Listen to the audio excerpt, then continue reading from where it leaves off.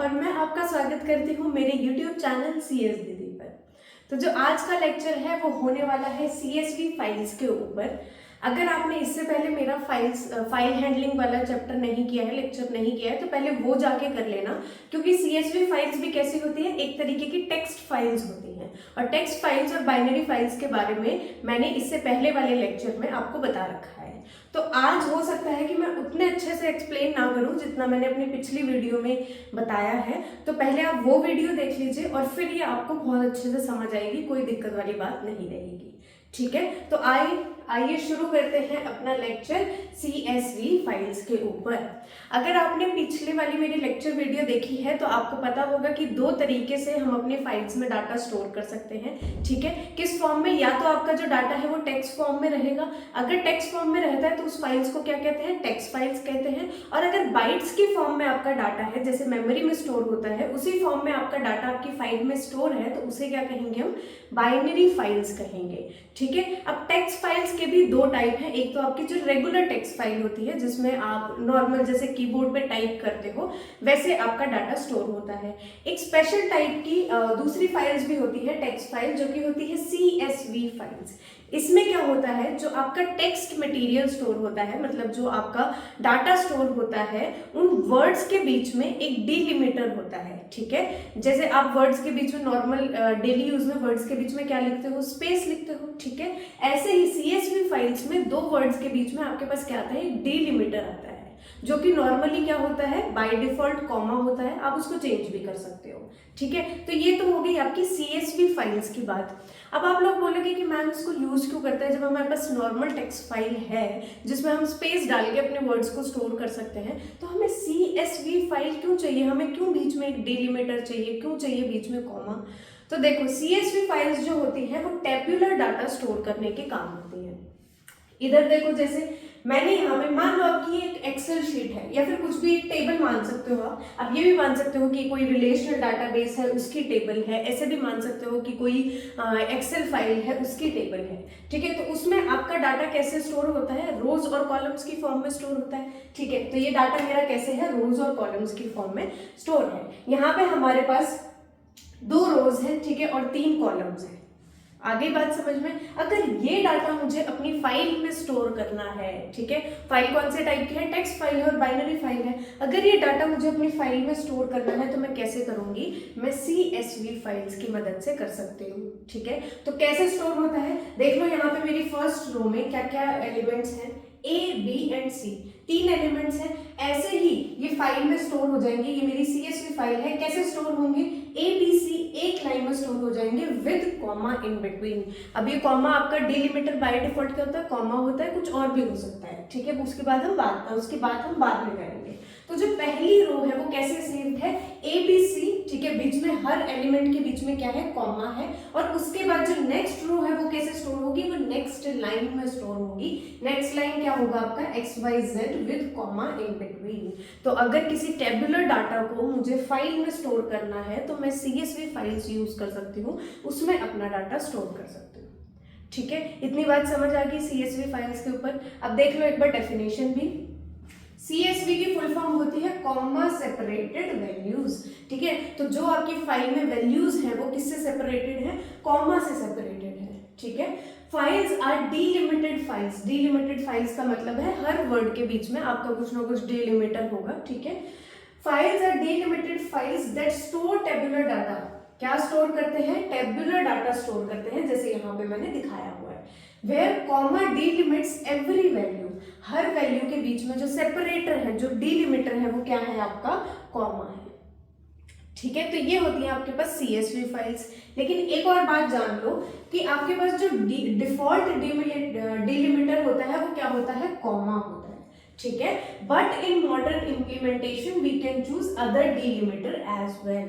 ठीक है, तो मतलब अगर आप कोई और डिलिमिटर भी चूज करना चाहते हैं, मान लो इनके बीच में आप चाहते हो कि पाइप आ जाए, ठीक है, ऐसे करके पाइप आ जाए, तो वो भी आप दे सकते हो। उसके भी मॉडर्न इम्प्लीमेंटेशंस में आपको प्रोविजंस दे दिए गए हैं। ठीक है, वैसे बाय डिफॉल्ट क्या रहेगा? कॉमा रहेगा। इधर तक की बात समझ आ गई? ठीक है, अब यहाँ जो और एक दो बात है CSV फाइल्स के ऊपर, वो क्या है? Each line in CSV file is a data record. ठीक है। इसका मतलब क्या है, जो हर एक लाइन है CSV फाइल्स की वो एक डाटा रिकॉर्ड को रिप्रेजेंट करते हैं। हम ऐसे मान के चलते हैं, अपने डाटाबेस थोड़ा बहुत भी पढ़ा है तो आपको पता होता है कि एक रो एक इंसान का डाटा आपको डाटा रिकॉर्ड करने की वो देता है, ठीक है, प्रोविजंस देता है। इसका मतलब क्या है, आपकी एक रो में एक इंसान का डाटा सेव है या एक चीज का डाटा सेव है। ऐसे ही हर एक CSV में एक लाइन क्या रिप्रेजेंट करती है, एक डाटा रिकॉर्ड को रिप्रेजेंट करती है, ठीक है। तो each line in a CSV file is a data record, ठीक है। इतना समझ आ गया, आगे देख लो। Each record consist of one और more field separated by commas. अब आप किसी इंसान के बारे में डाटा रिकॉर्ड कर रहे हो अपनी फाइल में, तो एक चीज तो नहीं रिकॉर्ड करोगे, मान लो एक भी कर रहे हो, ठीक है, और मल्टीपल रिकॉर्ड्स भी आप रख सकते हो। मान लो उसका नाम क्या है, उसकी एज क्या है, उसका एड्रेस क्या है। तो हर एक रिकॉर्ड में क्या होता है, इट कंसिस्ट ऑफ वन और मोर फील्ड्स, ठीक है, एक या एक से ज्यादा इंफॉर्मेशन होती है which is separated by commas. जैसे हमने यहाँ पे एक रो में ABC तीन वो लिए हैं, तीन, एक डाटा रिकॉर्ड में तीन फील्ड्स हैं A, B एंड C, ठीक है, और वो कैसे स्टोर है A, B, C के साथ, ठीक है। तो एक डाटा रिकॉर्ड में मल्टीपल फील्ड्स हो सकती हैं, वन और मोर फील्ड्स, मतलब एक भी हो सकती है, एक से ज्यादा भी हो सकती है, ठीक है। तो मुझे लगता है यहाँ तक आपको समझ आ गया होगा कि जो CSV फाइल्स है वो हम क्यों यूज करते हैं, ठीक है। टेक्स्ट और बाइनरी तो पता ही था, अब CSV फाइल क्यों यूज करते हैं ये आपको क्लियर हो गया होगा। अब देख लो CSV फाइल्स को यूज कैसे करना है। अब आपके पास एक फाइल तो है जिसमें आपने टेबुलर डाटा क्या कर दिया, स्टोर कर दिया, बट अब मुझे बताओ कि मुझे उस CSV फाइल को मैनिपुलेट करना है, एक्सेस करना है, उसमें मुझे कुछ रीड करना है, राइट करना है, तो कैसे करेंगे। तो है पाइथन ने हमें एक मॉड्यूल प्रोवाइड कर रखा है, ठीक है, पाइथन CSV मॉड्यूल। तो पाइथन के अंदर एक मॉड्यूल है जिसका नाम है CSV, और उसके अंदर हमारे फंक्शंस हैं रीड और राइट करने के। तो अगर फाइल में आप कुछ भी रीड या राइट करना चाहते हो तो आपको वो कहाँ मिल जाएंगे, CSV मॉड्यूल में मिल जाएंगे, ठीक है। एक दो चीजें हैं, पढ़ लो। क्या है, it provides functionality to read and write tabular data in CSV format. मतलब आपको कोई भी डाटा अगर रीड या राइट करना है अपनी CSV फाइल से, तो किसकी मदद से कर सकते हो, आप अपने CSV मॉड्यूल की मदद से कर सकते हो। कैसे करोगे मैं आपको बाद में और अच्छे से समझाऊंगी, अभी थोड़ा बहुत देख लो, ठीक है। अगर नहीं भी पूरा समझ आ रहा है, क्वेश्चंस हैं दिमाग में, तो वो आगे क्लैरिफाई हो जाएंगे। It provides two specific type of objects, the reader and writer object. अब हमें ये थोड़ा अलग कॉन्सेप्ट है नॉर्मल टेक्स्ट फाइल और बाइनरी फाइल से। अब यहाँ पे हमें रीड और राइट करने के लिए हमें एक ऑब्जेक्ट चाहिए होती है, ठीक है। जैसे हमें टेक्स्ट फाइल और बाइनरी फाइल में फाइल को ओपन करने के लिए ऑब्जेक्ट चाहिए होता था, ठीक है, जो उस फाइल को रेफर करता था। यहाँ पे क्या है, हमें रीड और राइट फंक्शन को कॉल करने के लिए भी हमें एक ऑब्जेक्ट चाहिए है। क्यों, क्योंकि यहाँ पे हमारा जो डाटा है ना वो बहुत डिफरेंट फॉर्म का है, ठीक है, ये नॉर्मल डाटा नहीं है। एक टेबुलर डाटा को आप टेक्स्ट फॉर्म में सेव करना चाहते हो तो हमें दो ऑब्जेक्ट्स की जरूरत होती है जो क्या करते हैं, it will read and right in CSV files. मतलब ये मदद करेगा आपको रीड और राइट करने में अपनी CSV फाइल्स में से, ठीक है। अब कैसे मदद करेगा वो आपको आगे पता चलेगा, बस इतना पता होना चाहिए कि रीड और राइट फंक्शन यूज करने के लिए भी आपको दो ऑब्जेक्ट्स चाहिए। रीड करने के लिए रीड ऑब्जेक्ट चाहिए और राइट करने के लिए आपको राइट ऑब्जेक्ट चाहिए, जिनको हम रीडर या राइटर बोलते हैं, ठीक है। वो आपको आगे पता चलेगा, कोई दिक्कत वाली बात नहीं। इतना मुझे लगता है आपको समझ आया होगा। तो अगर मैंने बोल दिया कि ये CSV मॉड्यूल है और उसके फंक्शंस मुझे चाहिए हैं CSV फाइल्स को कुछ भी मैनिपुलेट या एक्सेस करने के लिए, तो हमें क्या करना पड़ेगा, हमें अपनी CSV मॉड्यूल को इंपोर्ट करना पड़ेगा। तो जब भी प्रोग्रामिंग लिखोगे CSV फाइल्स के ऊपर, तो सबसे पहले क्या करना है, इंपोर्ट CSV, ठीक है, अपने मॉड्यूल को इंपोर्ट कर देना है। अब बात कर लेते हैं फाइल्स को कैसे एक्सेस करते हो आप। सबसे पहले बताया था, ठीक है, जो इससे पहली क्लास थी उसकी स्टार्टिंग में आपको बता दिया था कि फाइल एक्सेस करने का एक ही प्रोसेस है, ठीक है। पहले फाइल को ओपन करो, उसके बाद जो भी आपको मैनिपुलेशन करनी है, रीड करना है, राइट करना है, कुछ एक्सेस करना है, वो करो, और उसके बाद फाइल को क्लोज कर दो, ठीक है। तो हमने पिछले लेक्चर में भी सबसे पहले फाइल को ओपन और क्लोज करना सीखा था, तो यहाँ पे भी आ जाओ, अपनी CSV फाइल्स को ओपन और क्लोज करना सीख लो। बिल्कुल डिटो सेम है, कोई डिफरेंस नहीं है ओपन और क्लोज करने में, तो इसको फटाफट करेंगे। क्या करते थे हम ओपन करते टाइम, पहले एक फाइल हैंडल लेते थे जो कि एक ऑब्जेक्ट होता था, कहाँ रेफर करता था, मेरी फाइल को रेफर करता था। फिर हम बनाया हमने, फिर कॉल किया हमने ओपन फंक्शन, ठीक है, इसके बारे में हम बता चुके हैं। अंदर आपको वो फाइल नेम देनी है जो आपकी CSV फाइल है जिसको आप ओपन करना चाहते हैं, और फिर सेकंड पैरामीटर जो कि है ऑप्शनल पैरामीटर, उसमें आपको मोड बताना है कि आप फाइल ओपन करके करना क्या चाहते हो, रीड करना चाहते हो, राइट करना चाहते हो, अपेंड करना चाहते हो, ये यहाँ पे बता सकते हो। और इसका भी डिफॉल्ट मोड क्या होता है, रीड मोड होता है। तो अगर आप कोई भी पैरामीटर यहाँ पे नहीं देते हैं तो बाय डिफॉल्ट आपकी फाइल रीड मोड में ओपन होगी। बहुत बढ़िया बात। अब देख लो एग्जाम्पल से, मैंने एक फाइल ऑब्जेक्ट ले ली है F1, उसका नाम दिया है, ठीक है, ओपन फंक्शन को कॉल किया है, अंदर मेरी जो CSV फाइल है उसका नाम है stu.csv, उसको मैंने ओपन किया, किस मोड में ओपन कर दिया है, रीड मोड में ओपन कर दिया है, ठीक है। अब ये तो हो गई ओपन करने के बाद। अब मैम क्लोज करने के बाद भी बता दो, तो देख लो क्लोज करने के बाद फाइल हैंडल, ठीक है, जो फाइल का ऑब्जेक्ट था उससे आप अपने क्लोज फंक्शन को कॉल करोगे, और क्लोज फंक्शन को कॉल करके अंदर कोई आर्गुमेंट नहीं देनी है, इससे क्या होगा, आपकी फाइल जो क्लोज हो जाएगी। तो क्या देना है, file handle dot close function call करना है, ठीक है। इसका भी एग्जाम्पल देख लो, जैसे मैंने F1 यहाँ पे फाइल हैंडल बनाया हुआ है अपनी पिछली फाइल के लिए, तो F1 डॉट क्लोज लिखूंगी मैं, तो मेरी ये बनाई हुई फाइल मतलब अगर एग्जिस्ट करती है तो एग्जिस्ट वाली फाइल क्या हो जाएगी, क्लोज हो जाएगी, ठीक है। अब जी मोड्स देख लो, ठीक है, मोड्स मैंने क्या बताया, बाय डिफॉल्ट क्या होता है, रीड मोड होता है। अब आपको पता है कि फाइल्स में काम करने के 3 मोड होते हैं, रीड, राइट एंड अपेंड, ठीक है। तीनों में आपको डिफरेंस पता है, बता दो फटाफट, एक बार रिवाइज कर लो, खुद से वीडियो रोक के एक बार मन में रिवाइज कर लेना, ठीक है। और कर लिया है तो अब सुन लो, रीड क्या करता है, डाटा को रीड कर देता है, ठीक है। रीड करने में क्या कंडीशन थी कि रीड करने में जो आप फाइल का नेम देते हो वो फाइल आपकी एग्जिस्ट करनी चाहिए आपकी स्टोरेज में, अगर एग्जिस्ट नहीं करती थी तो क्या आता था, एरर आता था, ठीक है। तो ये हो गया आपका रीड मोड। रीड प्लस का मतलब क्या है कि रीड भी कर सकते हैं और साथ में राइट भी कर सकते हैं, लेकिन बेसिक फंक्शनैलिटी किस चीज की होगी, रीड की होगी। मतलब अगर आपकी फाइल नहीं मिली है तो यहाँ पे भी क्या आएगा, फाइल एग्जिस्ट नहीं करती तो यहाँ पे भी क्या आएगा, एरर आएगा, ठीक है।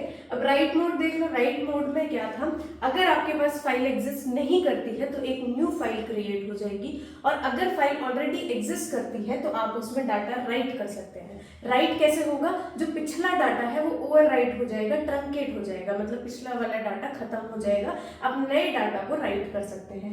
तो ये हो गया भाई राइट की बात। राइट प्लस में आप रीड भी कर सकते हैं, राइट भी कर सकते हैं, लेकिन बेसिक फंक्शनैलिटी क्या होगी, राइट की होगी। मतलब अगर कोई फाइल आपको की एग्जिस्ट नहीं करती है स्टोरेज में तो वो नई फाइल यहाँ पे क्रिएट हो जाएगी, और एग्जिस्ट करती है और आप राइट करते हो तो आपका डाटा क्या हो जाएगा, ट्रंकेट हो जाएगा।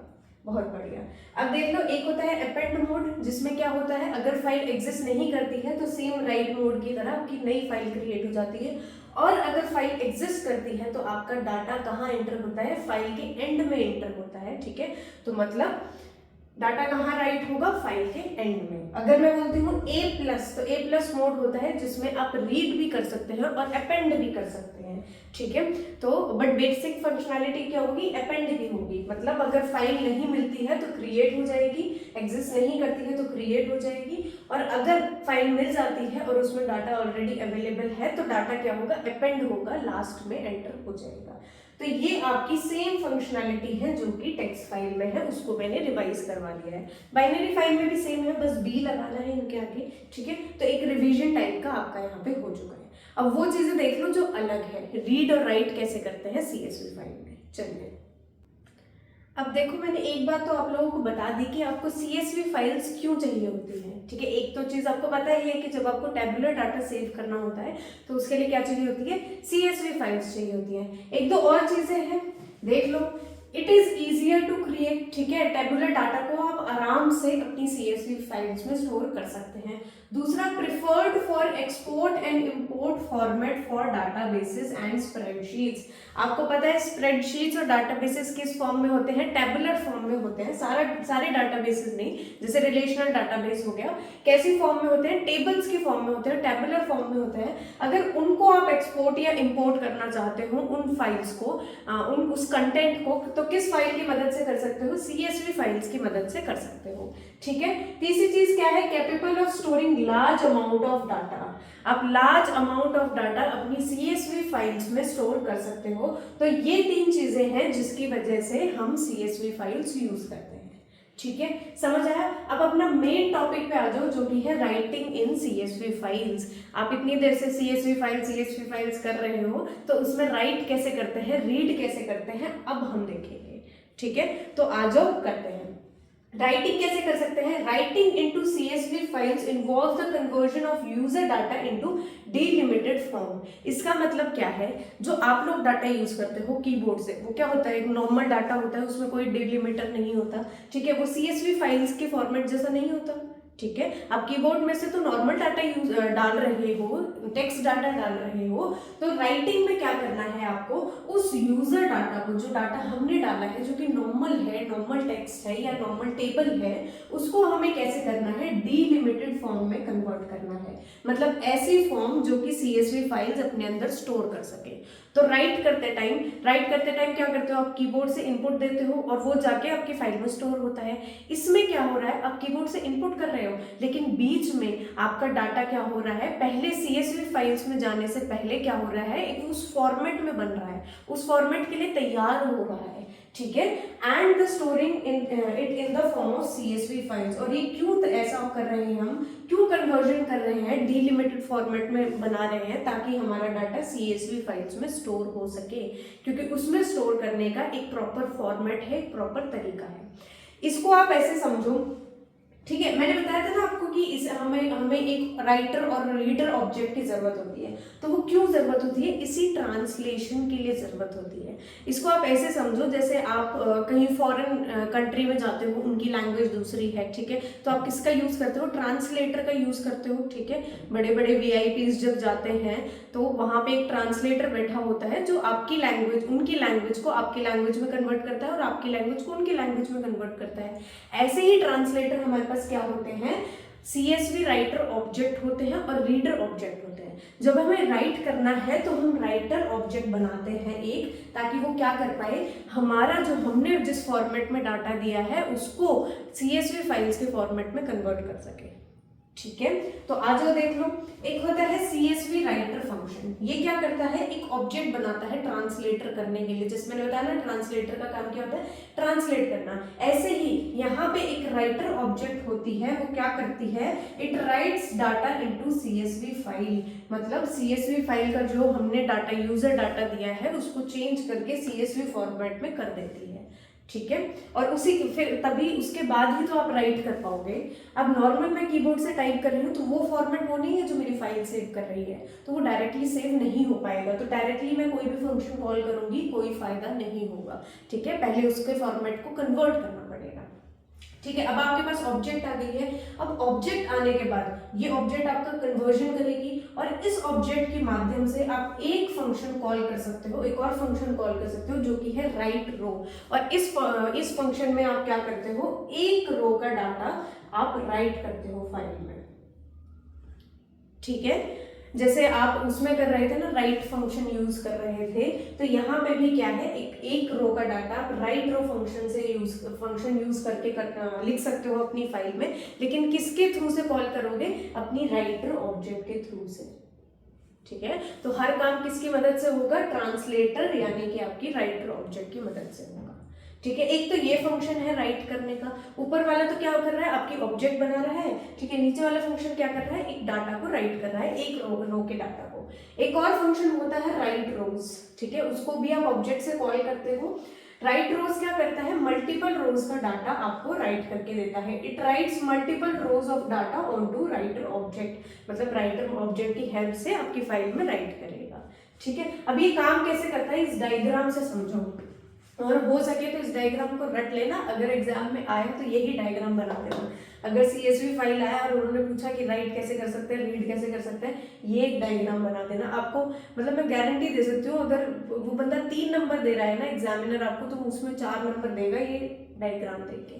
ठीक है, तो try to add as much as diagrams और charts as possible in your exam. ठीक है, तो यहाँ पे क्या किया मैंने, राइट करते टाइम आप सबसे पहले क्या करते हो, कीबोर्ड से अपना कुछ इनपुट देते हो जो मुझे राइट करना है फाइल में। तो यहाँ पे मैंने अपनी कीबोर्ड से कोई डाटा एंटर करने के लिए, राइट करने के लिए दिया। ठीक है, ये मेरा यूजर डाटा है।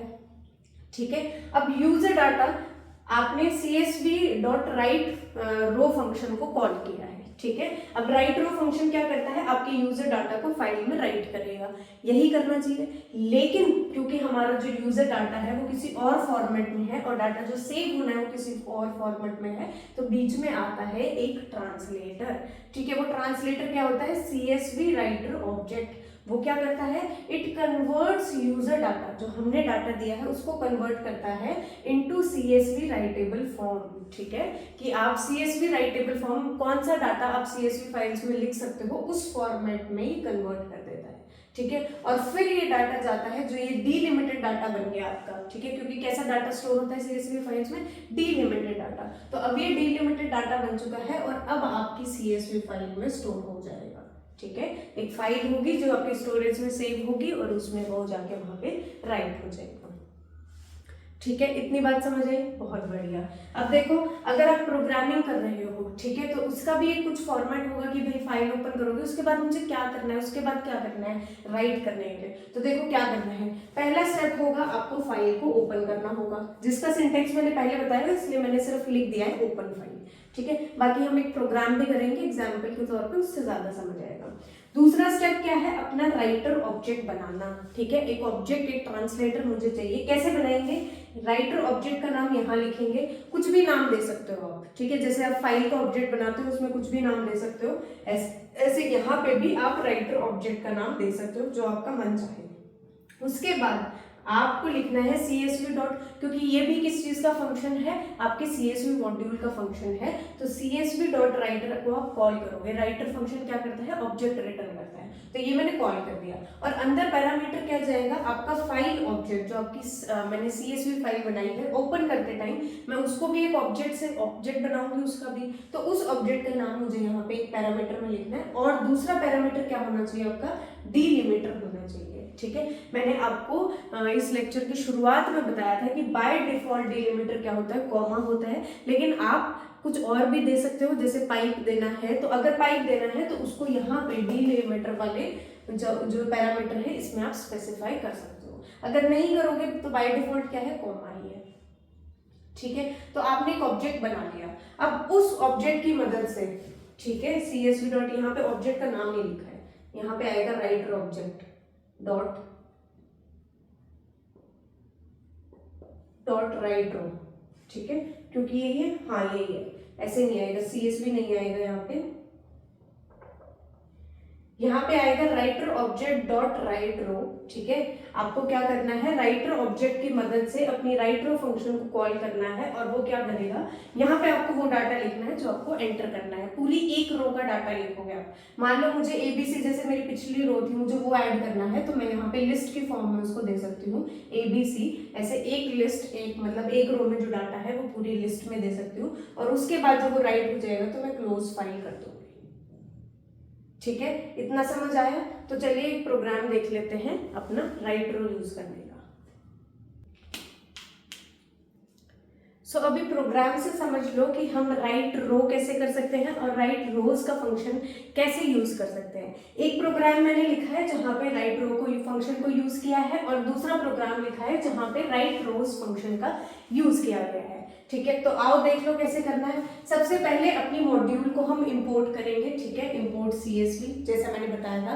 उसके बाद क्या करना है, फाइल को ओपन करना है। तो फाइल ओपन करने के लिए फाइल का ऑब्जेक्ट बनाया और फिर ओपन फंक्शन को कॉल किया। अंदर मैंने student.csv, मेरी कोई फाइल है, मान लो वो एग्जिस्ट नहीं करती, अभी के लिए हम मान रहे हैं कि student.csv एग्जिस्ट नहीं करती है, ठीक है। तो अगर हम ओपन राइट मोड में किसी उसको ओपन करते हैं, किसी फाइल को ओपन करते हैं और वो एग्जिस्ट नहीं होती, तो क्या होता है, एक नई फाइल बन जाती है।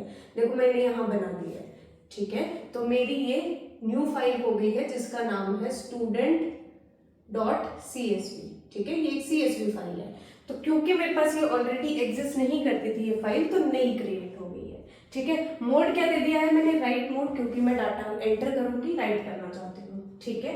फिर मुझे क्या करना है, एक राइटर ऑब्जेक्ट बनाना है, ठीक है, जो मैंने बोला था ट्रांसलेटर, वही बनाना है। तो राइटर ऑब्जेक्ट का नाम मैंने दे दिया है StuWriter, ठीक है, क्योंकि मेरी जो टेबल है, मतलब जो मेरा CSV फाइल है उसका नाम क्या है, स्टूडेंट है, तो उसका मैंने ऑब्जेक्ट बना लिया StuWriter, ठीक है, STU राइटर। और फिर मैं अपनी CSV मॉड्यूल को कॉल करते हुए राइटर फंक्शन को कॉल करूंगी। ठीक है, CSV मॉड्यूल के राइटर फंक्शन को कॉल करूंगी और उसके अंदर मुझे क्या देना है, फाइल का ऑब्जेक्ट देना है जो मैंने यहाँ बनाया है। तो ये मैंने अपनी फाइल का ऑब्जेक्ट पास कर दिया।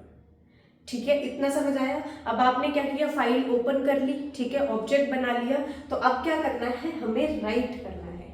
ठीक है, राइट किसकी मदद से करते हैं, उस ऑब्जेक्ट की मदद से करते हैं। तो stu.writers की मदद से मैं राइट रो फंक्शन को कॉल करूंगी और उस फंक्शन में मैंने कुछ डाटा दिया है। अब ये डाटा आपका क्या होगा, एक रो का डाटा होगा। ठीक है, तो जो मेरी पहली रो है उसमें मैं क्या डाटा चाहती हूँ, उसमें मैं 3 कॉलम बनाना चाहती हूँ। ठीक है, एक कॉलम है आपका रोल नंबर, यहाँ पे देखो ऐसे बन रहा है रोल नंबर, दूसरा कॉलम है मेरा नेम और तीसरा कॉलम है, क्योंकि मैंने 3 चीजें दी है अपनी लिस्ट में, देखो यहाँ पे मैंने लिस्ट के थ्रू अपना डाटा पास किया है। ठीक है, और तीसरा है भाई मार्क्स। ठीक है, तो ये आपकी क्या होगी, फर्स्ट रो एंटर होगी राइट रो की मदद से। और आपने रो का डाटा कैसे दिया है, रो का डाटा आपने लिस्ट की फॉर्म में दिया है। ठीक है, तो लिस्ट की फॉर्म में पास कर दिया। अब मैं चाहती हूँ कि ये टेबल मेरी ऑलमोस्ट बनके तैयार हो गई है। और CSV फाइल में कैसे स्टोर होगा, टेबुलर फॉर्म में नहीं स्टोर होगा, वहां पे डिलिमीटर की मदद से स्टोर होगा, मतलब इनके बीच में कॉमास लगा होगा। ठीक है, ये तो मैं आपको समझ आए इसलिए मैं टेबुलर फॉर्म में दे रही हूँ। ठीक है, ताकि ये आपको समझ आए कि यूजर कैसे डाटा देता है। अभी मैं बताऊंगी कि वो CSV फाइल में कैसे स्टोर होगा। ठीक है, तो ये आपका आपने डाटा दिया है रोल नंबर, नेम और मार्क्स। अब मैं चाहती हूँ 5 स्टूडेंट के जो डाटा है वो मैं अपनी इस टेबल में या अपनी फाइल में डालूं। ठीक है, तो मैं लूप चला दूंगी for I in range 5 range दी है, तो कहाँ तक से कहाँ तक लूप चलेगा, 0 से लेके 4 तक चलेगा, मतलब 5 बार चलेगा। सबसे पहले मेरे पास प्रिंट हो जाएगा एंटर स्टूडेंट रिकॉर्ड, कि भाई इसके बाद आपको स्टूडेंट रिकॉर्ड एंटर करना है। ठीक है, एक वेरिएबल बनाया है रोल नंबर, जिसमें मैं रोल नंबर इनपुट करवा रही हूँ यूजर से और उसको इंट में टाइप कास्ट कर रही हूँ। मतलब मुझे जो रोल नंबर चाहिए वो कैसे टाइप का चाहिए, इंटीजर टाइप का चाहिए। बहुत बढ़िया। दूसरा वेरिएबल मैं नेम ले रही हूँ। ठीक है, जिसमें मैं स्टूडेंट का नेम एंटर करा रही हूँ। तो बाय डिफॉल्ट इनपुट स्ट्रिंग ही देता है इनपुट फंक्शन, तो यहाँ पे स्ट्रिंग आ जाएगी इसके अंदर।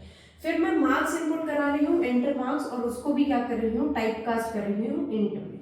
तो मेरे पास ये 3, अब देखो ऊपर की जो रो है, जो फर्स्ट रो है उसमें 3 कॉलम बने हैं, रोल नंबर, नेम और मार्क्स। और ये तीनों कॉलम का डाटा मैंने 3 वेरिएबल में ले लिया, रोल नंबर, नेम, मार्क्स। ये एक इटरेशन के लिए है, पहली इटरेशन के लिए है। ठीक है, फिर इसमें पहली इटरेशन में मैं क्या करूंगी, एक लिस्ट बनाऊंगी stu रिकॉर्ड STUREC। ठीक है, उसमें मैं लिस्ट में अपने तीनों वेरिएबल्स को डाल दूंगी। मतलब मेरे एक स्टूडेंट का डाटा पूरा पक्का हो गया है एक लिस्ट में, उसका रोल नंबर भी आ गया, नेम भी आ गया, मार्क्स भी आ गए। ठीक है, और फिर उसको राइट रो की हेल्प से, राइट रो मेरा फंक्शन है जिसको मैं स्टूराइटर ऑब्जेक्ट के साथ कॉल करूंगी।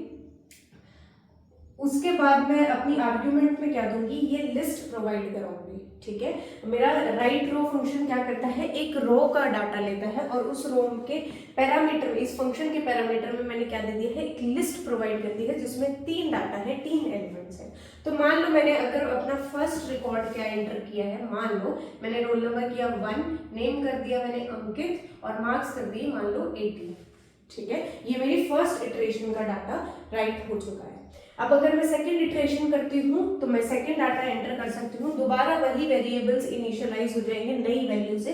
तो मान लो मैंने 2 किया, यहाँ पे मैंने कर दिया अमन और मार्क्स कर दिए 60। ठीक है, ऐसे कर सकते हो। ऐसे कब तक करोगे, कितनी बार आपका लूप चलेगा, 5 बार लूप चलेगा। तो आपके 5 स्टूडेंट्स का डाटा ऐसे एंटर हो जाएगा। मान लो 5th स्टूडेंट का डाटा मैं एक और एंटर कर देती हूँ, यहाँ पे नाम ले देती हूँ रिया। ठीक है, और मार्क्स 70। ठीक है, तो ये मेरे पास रिकॉर्ड आ चुके हैं। अभी CSV फाइल में कैसे स्टोर होंगे, ये तो जो आप यूजर डाटा है ये। ठीक है, मैंने डाटा अपने टेबल्स के फॉर्म में देना चाहा था, लेकिन CSV फाइल्स में कैसे स्टोर होगा, ये ऐसे स्टोर होगा, roll number comma name comma marks. ठीक है, ये आपकी फर्स्ट लाइन रहेगी आपकी CSV फाइल की, और सेकेंड लाइन क्या रहेगी, 1 अंकित कॉमा 80। ठीक है, तो ये तो बात होगी आपकी राइट रो फंक्शन की, जिसमें आप एक रो का डाटा एंटर करते हैं। अगर मल्टीपल रोज का डाटा एंटर करना है तो तो देख लो ये प्रोग्राम, इसमें मैंने क्या किया है, यहाँ 5 डाटा तो आप इस फाइल में ऑलरेडी एंटर कर चुके हो। मैं चाहती हूँ 3 रिकॉर्ड में और एंटर करूँ, और वो कहाँ करूँ, फाइल के लास्ट में एंटर करूँ, मतलब अपेंड करूँ। ठीक है, तो कैसे करेंगे, पहले तो मैंने यहाँ पे फाइल क्लोज कर दी है। ठीक है, तो यहाँ पे फाइल क्लोज हो चुकी है, तो मुझे क्या करना पड़ेगा, दोबारा मेरी फाइल को ओपन करना पड़ेगा। ये एक सेपरेट प्रोग्राम है, बट ये फाइल मेरी स्टोरेज में एग्जिस्ट करती है, हाँ एग्जिस्ट करती है, तो इसी को यूज करेंगे। आ जाओ देख लो, सबसे पहले इंपोर्ट CSV मॉड्यूल को इंपोर्ट किया, उसके बाद एक फाइल ऑब्जेक्ट बनाया fh, ओपन फंक्शन को कॉल किया है, अंदर क्या दी है मैंने अपनी फाइल का नाम जो कि है student.csv। ठीक है, और उसको किस मोड में ओपन किया है, अपेंड मोड में, यानी कि अब जो मैं डाटा राइट करूंगी वो कहाँ, एंड में जाके राइट होगा। ठीक है, फाइल के एंड में जाके राइट हो जाएगा। बहुत बढ़िया बात। अब क्या करना है, मुझे ऑब्जेक्ट बनाना है, तो मेरा ऑब्जेक्ट क्या है, stu राइटर। ठीक है, और मैं क्या करूंगी, CSV मॉड्यूल के राइटर फंक्शन को कॉल करूंगी और उसके अंदर पास करूंगी अपने फाइल का नेम। ये राइटर फंक्शन क्या करता है, एक ऑब्जेक्ट क्रिएट करता है, और उस ऑब्जेक्ट का नाम क्या दे दिया हमने, stu राइटर। नेस्टेड लिस्ट है ये, मतलब लिस्ट के अंदर हमने जो एलिमेंट्स दिए हैं वो किसकी फॉर्म में दिए हैं, लिस्ट की फॉर्म में ही दिए हैं। ठीक है, तो ये मेरा stu राइट क्या है, एक नेस्टेड लिस्ट है। यहाँ से शुरू हो जाएगी मेरी लिस्ट, और लिस्ट का हर एलिमेंट एक लिस्ट ही है, और लिस्ट का हर एलिमेंट एक रो है, 1 रो ऑफ फाइल और डाटा। ठीक है, जैसे भी आप बोलना चाहे, तो मेरा जो STUREC मतलब ये क्या है, मेरी नेस्टेड लिस्ट है, और उस लिस्ट के अंदर हर एक लिस्ट का एलिमेंट, जो फर्स्ट लिस्ट का फर्स्ट एलिमेंट है वो क्या है, first row of file data, और जैसे ही, और जो सेकंड है वो क्या है, second row of file data, जो मुझे एंटर करना है वो सेकंड रो, और ये third row of file data, या फिर जो भी आप बोलना चाहो। ठीक है, तो अब मैंने आपको 3 रिकॉर्ड्स दे दिए, 3 रो के रिकॉर्ड्स मैं साथ में देना चाहती हूँ, तो मैं एक नेस्टेड लिस्ट बना के दे सकती हूँ। अब मैंने क्या किया, stu राइटर मेरा ऑब्जेक्ट था, उसकी मदद से राइट रोज फंक्शन को कॉल किया और इस नेस्टेड लिस्ट को यहाँ पे पास कर दिया। ठीक है, और अब मैंने फाइल को क्लोज कर दिया। तो मेरी ये जो फाइल है CSV फाइल, इसमें क्या क्या वैल्यूज ऐड हो जाएंगी, एक ये वाली रो ऐड हो जाएगी, एक ये और एक ये, और कैसे ऐड होंगी, अपेंड फॉर्म में ऐड होंगी। तो ये 6 7 8 3 डाटा अपेंड हो जाएंगे, जो एक की है स्वाति, आशा एंड अंजलि। नहीं भी समझ आ रहा है तो मैं बोल रही हूँ, उससे समझ आ जाएगा आपको। तो 3 रिकॉर्ड और अपेंड हो जाएंगे सेम फाइल में, और लास्ट में हमने क्या किया, फाइल को क्लोज कर दिया। ठीक है, तो आई होप इतनी बातें समझ आई होंगी, राइट रो और राइट रोज फंक्शन कैसे काम करता है। अब देख लेते हैं कि अगर रीड करना है, ये तो बात होगी कि डाटा राइट करना हो तो कैसे करेंगे, अब अगर डाटा रीड करना है तो कैसे कर सकते हैं वो देख लेते हैं। अब देख लो, रीडिंग इन CSV फाइल, जैसे हमने राइट किया था और एक राइटर ऑब्जेक्ट बनाया था, ऐसे ही रीड करने के लिए भी हमें एक राइटर ऑब्जेक्ट चाहिए होगा। अगर हमें कोई भी डाटा अपनी CSV फाइल में से रीड करना है तो उसके लिए भी हमें क्या चाहिए, एक ऑब्जेक्ट चाहिए। ठीक है, और वो ऑब्जेक्ट कैसे बनेगी, पहले एक बार देख लो, रीड करते कैसे हैं CSV फाइल्स में से। Reading from a CSV files involve loading of CSV file. Reading करनी है तो इसका मतलब हमारे पास एक ऑलरेडी CSV फाइल प्रेजेंट है, तो उसमें क्या करना है, उस CSV फाइल को लोड करेंगे, उसके डाटा को। ठीक है, तो पहला स्टेप क्या होगा, it involves loading of a CSV files data. जो भी हमारा CSV फाइल में डाटा है वो क्या हो जाएगा, लोड हो जाएगा। उसके बाद क्या करना है, उसको पार्स करना है, एंड पार्सिंग इट का मतलब है रिमूविंग इट्स डिलिमिटेशन। मतलब जैसे मैंने बताया था कि CSV फाइल में स्टोर करने का फॉर्मेट एक है और यूजर के लिए फॉर्मेट दूसरा है, तो उस फॉर्मेट कन्वर्जन को ही पार्सिंग कहते हैं। CSV फाइल का डाटा लोड करेंगे और उसमें से ये डिलिमिटर्स या डिलिमिटेशन को हटा के नॉर्मल उसे डाटा बनाएंगे जो हमारे लिए होता है। ठीक है, उसके बाद क्या करेंगे, loading it in Python iterable. मतलब अब जब हमारा जो डाटा आया है वो कुछ ना कुछ लाइंस की फॉर्म में होगा, रोज की फॉर्म में होगा, तो उसे हमें क्या करना होगा, इटरेट करना होगा। मतलब हर एक डाटा को बारी बारी हम रीड करेंगे, तो क्या करेंगे, loading it in a Python's iterable and then reading from that iterable. मतलब उस डाटा को इटरेटेबल फॉर्म में कन्वर्ट करना है। ठीक है, हर रो का अपना एक इटरेशन होगा, फिर दूसरी रो इटरेट होगी, फिर तीसरी रो इटरेट होगी, तो उसे इस फॉर्म में कन्वर्ट करना है, और फिर बारी बारी आप पूरा डाटा रीड कर सकते हैं। दोबारा समझ लो मैंने क्या बोला।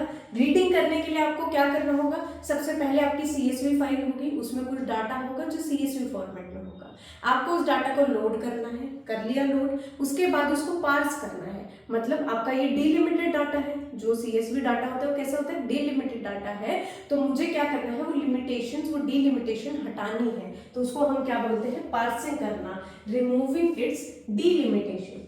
अब डिलिमिटेशन तो हटा दी, लेकिन एक साथ आप रीड भी नहीं कर सकते पूरा डाटा, हर रो को आप अलग अलग रीड करोगे।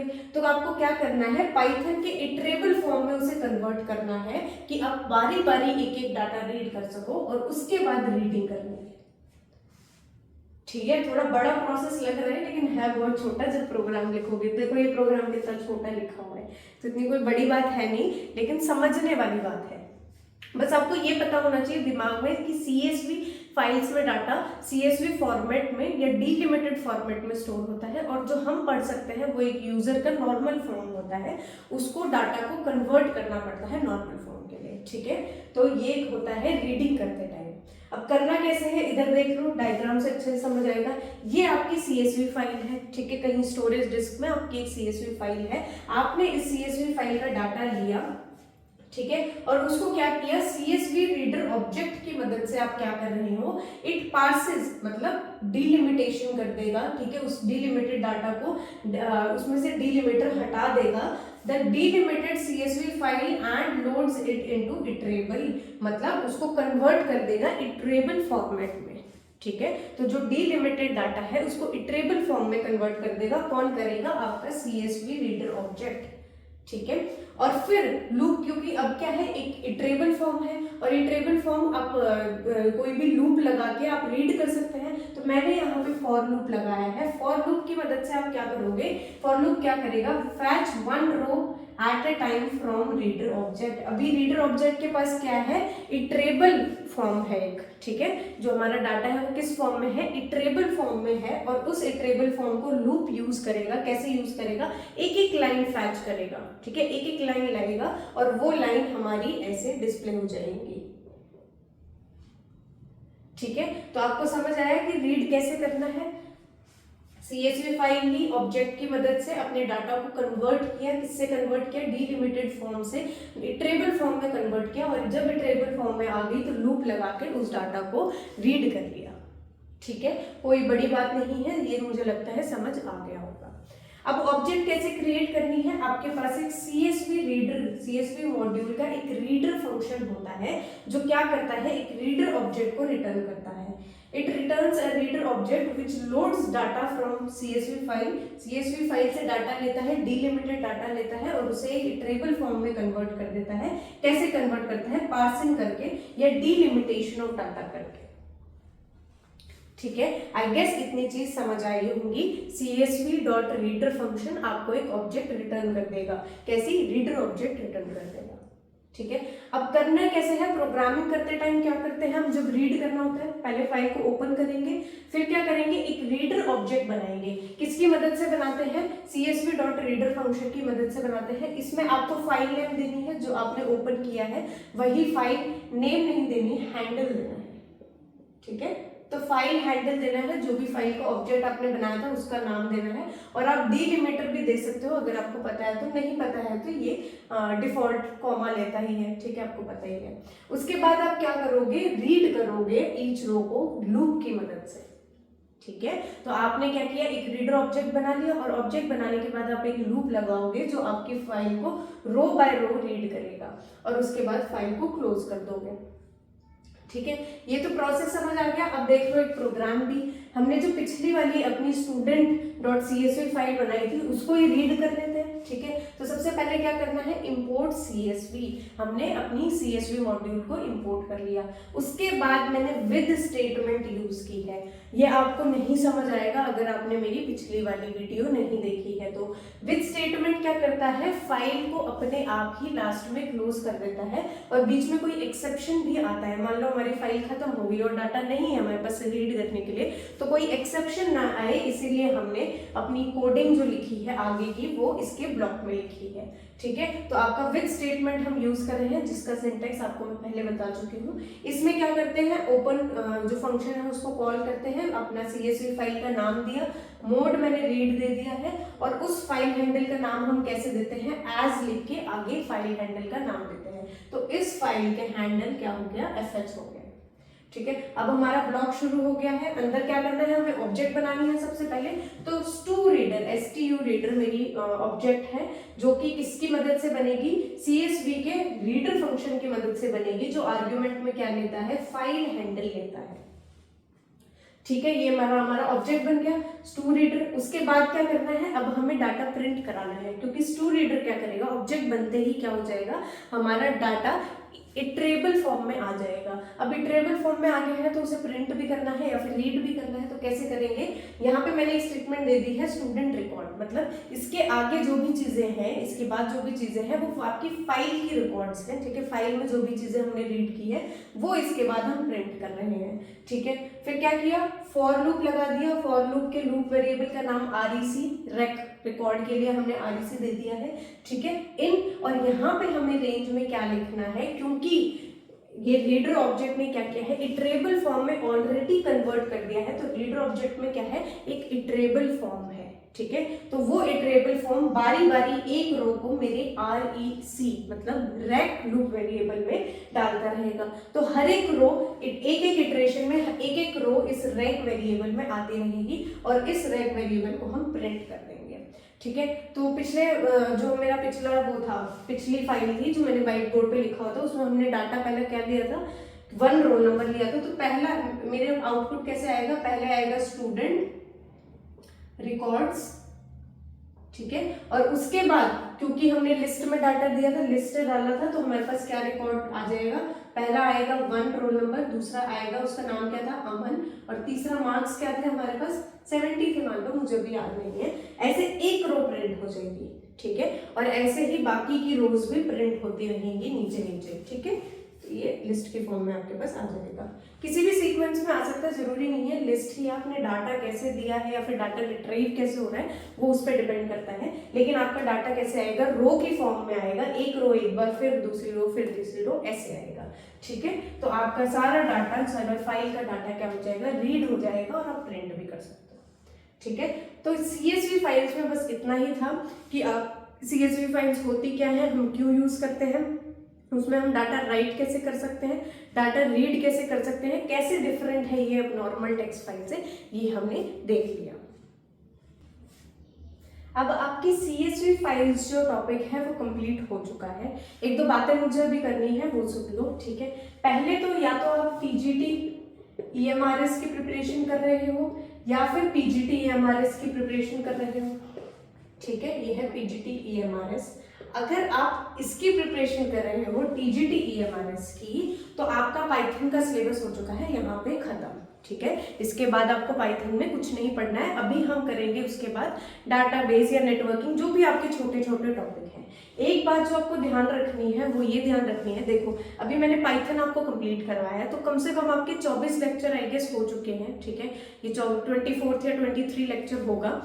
तो देखो 23 लेक्चर्स हमें लगे हैं पाइथन को कंप्लीट करने के लिए, और जब आगे आने वाली क्लासेस होगी आप देखना कि आपको डाटाबेस करने में शायद 3 से 4 लेक्चर क्लासेस लगे, नेटवर्किंग करने में ऐसे ही 1 या 2 लेक्चर लगे, ऐसे ही आर्किटेक्ट करने में आपको 1 से 2 लेक्चर लगे, AI करने में उतने ही लगे। तो पूरा पाइथन एक तरफ और जो बाकी का जो सिलेबस है वो एक तरफ। तो आप समझ पा रहे होंगे कि आपके लिए पाइथन कितना इंपॉर्टेंट है।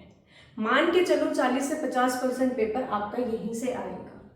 ठीक है, तो TGT EMRS वालों का तो पाइथन खत्म हो चुका है, पाइथन के आगे कुछ नहीं है। अब हम डाटाबेस शुरू करेंगे, क्योंकि वो पाइथन सबसे ज्यादा आता है आपके एग्जाम में, क्योंकि मैंने पिछला वाला जो आपका एग्जाम हुआ है 2023 वाला, उसको मैंने पूरा अच्छे से देखा है। तो पाइथन के क्वेश्चन सबसे ज्यादा है, उसके बाद आपके पास डाटाबेस और SQL से क्वेश्चन आते हैं, तो पहले वो करेंगे। उसके बाद आपकी जैसी मर्जी होगी, आप मुझे कमेंट करके बता देना कि उसके बाद हमें क्या करना है, नेटवर्किंग करनी है या AI करना है, तो वो आप कमेंट करके बता देना। ठीक है, तो नेक्स्ट हमारा है DBMS, और उसके बाद हम बाद में देखेंगे, सारे तो करने ही हैं बट सीक्वेंस आप लोग बता देना मुझे कमेंट करके। ये तो होगी टीजीटी के लिए जो बच्चे प्रिपेयर कर रहे हैं, टीजीटी ईएमआरएस के लिए। अब आ जाओ यहाँ पे पीजीटी ईएमआरएस के लिए जो बच्चे प्रिपेयर कर रहे हैं, इनके पाइथन में दो चीजें एक्स्ट्रा है, ठीक है। एक तो आपका पांडास लाइब्रेरी एक्स्ट्रा है, ठीक है, और दूसरा आपके पास एक डाटा स्ट्रक्चर का टॉपिक एक्स्ट्रा है, ठीक है। तो ये दो टॉपिक्स हैं, आई गेस इसकी भी दो लेक्चर्स लगेंगे, और ये तो बहुत छोटा टॉपिक है, इसमें एक लेक्चर में ये कंप्लीट हो जाएगा। तो जो पीजीटी ईएमआरएस वाले बच्चे हैं उनकी ये दो चीजें पाइथन की बची हुई है। तो देखो इन दो चीजों का कंटेंट मैं भी तैयार कर रही हूँ, और मैं नहीं चाहती मैं जल्दबाजी में आपको कम कंटेंट दे दूं या उतना अच्छा कंटेंट ना दे पाऊँ। मेरी प्रायोरिटी यही रहती है कि जो भी मैं पढ़ाऊँ उसका कंटेंट ऐसा होना चाहिए कि आपको और कहीं जाने की जरूरत ना पड़े, ठीक है। तो इसीलिए मुझे थोड़ा सा टाइम आप लोग दो, मैं इसका कंटेंट अभी बना रही हूँ, कुछ दिनों में आपको इसकी वीडियोस भी मिल जाएंगी, ठीक है। अभी के लिए फिलहाल के लिए हम डाटाबेस शुरू कर रहे हैं, तब तक जब तक कंटेंट बनता है तब तक रुकना थोड़ी है, पढ़ते रहना है। तो हम नेक्स्ट वीडियो अपनी डाटाबेस के ऊपर डालेंगे, नेक्स्ट चीजें डाटाबेस की शुरू कर देंगे, ठीक है। और देख लो आप अगर केवी के या एनवीएस के बच्चे हो, मोस्टली आपका सिलेबस सेम है, पीजीटी वालों जैसा ही है, ठीक है। मैंने सिलेबस देखा है, सेम ऐसा है जैसे पीजीटी कंप्यूटर साइंस का है, ईएमआरएस का। तो अगर आप बार बार मेरे से बच्चे पूछ रहे हैं कि मैम एनवीएस के लिए सफिशिएंट है, केवी के लिए सफिशिएंट है, भाई आप एक बार सिलेबस कंपेयर कर दो, आपको समझ आ जाएगा कि कुछ भी अलग नहीं है, सब कुछ डिट्टो सिलेबस है। और ये तो आपके लिए फायदेमंद है, जो बच्चे दोनों की तैयारी कर रहे हैं, मान लो ईएमआरएस और केवी के लिए दोनों के लिए तैयारी कर रहे हैं, उनके लिए तो बहुत अच्छी बात है। दो पेपर की अपॉर्चुनिटी आपके पास है, पहले ईएमआरएस दो और उसके कुछ दिन बाद आप केवी अपना दे सकते हैं, ठीक है, केवी का एग्जाम। और ऑब्जेक्टिव की तैयारी ना साथ साथ होती रहती है, आपको पता नहीं चलता जब आप सब्जेक्टिव की तैयारी कर रहे होते हो, क्योंकि ऑब्जेक्टिव में क्या होता है ना, क्वेश्चन आता है तो अगर आपकी मेमोरी थोड़ी धुंधली भी है उस टॉपिक की, ठीक है, आपको नहीं भी पूरी तरीके से याद है, तो भी आप क्वेश्चंस के आंसर टिक कर सकते हैं। आंसर्स देख के आपको पता चल जाता है कि ये पढ़ा पढ़ा लग रहा है, यही होगा आंसर, और वो मोस्ट ऑफ द टाइम वो आंसर सही होता है, ठीक है। तो आपकी जो सिक्स सेंस है वो वहां पे बहुत ज्यादा काम करती है। लेकिन सब्जेक्टिव जो आपका एग्जाम है ना, उसमें आपको चीजें याद रहनी चाहिए। अगर एग्जाम में बैठोगे और चीजें धुंधली होंगी तो आप नहीं लिख पाओगे, ठीक है। आपको उस टाइम आपके दिमाग में क्रिस्टल क्लियर इमेज होनी चाहिए हर टॉपिक की, कि इसमें ये पढ़ा था, इसमें ये पढ़ा था, इसमें ये कंटेंट था, ठीक है। तो ये ध्यान रखना है। अब ऑब्जेक्टिव की आपकी तैयारी साथ साथ हो रही है, जब आप सब्जेक्टिव क्वेश्चंस कर रहे हो आपको वो धुंधली इमेज बनी नहीं रही है, अब आपकी क्रिस्टल क्लियर इमेज है, ठीक है। और उसके साथ और क्वेश्चंस करना, ऑब्जेक्टिव और सब्जेक्टिव दोनों क्वेश्चंस करना आसान होंगे, ठीक है। तो आज की वीडियो में बस इतना ही, मिलते हैं नेक्स्ट वीडियो में। तब तक के लिए अगर वीडियो पसंद आई हो तो लाइक जरूर कर देना, अपने सारे डाउट्स कमेंट्स में लिख देना, मैं कोशिश करती हूँ कि सारे जितने भी डाउट्स हैं उनका मैं रिप्लाई करूँ। और चैनल को सब्सक्राइब जरूर कर देना, क्योंकि अभी हमारे प्रैक्टिस सेशन आ रहे हैं लगातार, और वीडियोस भी आ रही हैं, लेक्चर्स भी आ रही हैं, तो कुछ भी छूटना नहीं चाहिए, आप तक उसकी नोटिफिकेशन पहुंच जाए, इसलिए सब्सक्राइब जरूर कर लेना। और चाहो तो मेरा टेलीग्राम चैनल भी ज्वाइन कर सकते हो, जिसका लिंक मैंने डिस्क्रिप्शन में दिया है। अब आगे आने वाली क्लासेस हमारी डाटाबेस की होंगी, तो चलिए मिलते हैं नेक्स्ट क्लास में, तब तक के लिए goodbye, thank you so much.